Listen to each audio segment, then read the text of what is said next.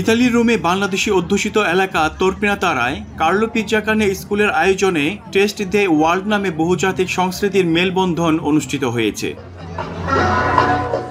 আয়োজনে পরিবেশন করা হয় বিভিন্ন দেশের খাদ্য সামগ্রী, যেখানে স্থান করে নিয়েছে বাংলাদেশের ঐতিহ্যবাহী খাবারও।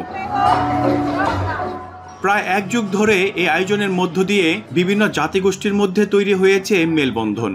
বিভিন্ন দেশের খাবার আয়োজন করা হয় যাতে করে এক দেশের খাবার আরেক দেশের মানুষ খেয়ে ওটা টেস্ট করতে পারে, ওদের সাপোর্টটা কেমন, খাবারের টেস্টটা কেমন, এজন্য করা। আর এখান থেকে যে অর্থটা কালেক্ট করা হবে সেটা স্কুল ফান্ডে ব্যবহার করা হবে। বাংলাদেশি খাবারের স্বাদ বিদেশিদের মাঝে ছড়িয়ে দিতে পেরে আনন্দিত আয়োজক সহযোগীরা।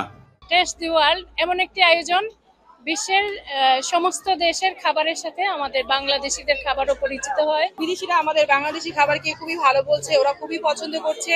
প্রতি বছরই আমরা এই পিজ্জাকানে স্কুলে আমাদের বাংলাদেশি খাবার নিয়ে আসি। এই অনুষ্ঠানের মাধ্যমে আমাদের একটা সংস্কৃতির বিনিময় হয়, আমরা বিভিন্ন সংস্কৃতি সম্পর্কে জানতে পারি এবং আমাদের শিশুদেরকে জানাতে পারি।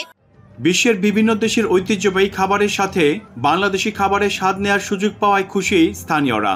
Con cucine di tutto il mondo, perché qui abbiamo bambini che vengono da tutto il mondo, è una festa che noi amiamo e che ci permette di realizzare grandi progetti. Il riso con la carne, biryani.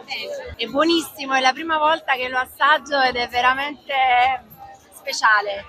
আয়োজকরা বলছেন, বিভিন্ন সংস্কৃতির মধ্যে সম্প্রীতির বার্তা পৌঁছে দিতেই এই উদ্যোগ।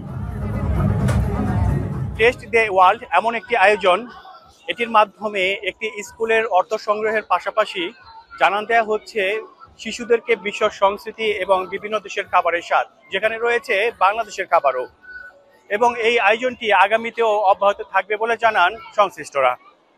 মনিরুজ্জামান মনির, এখন ইতালি।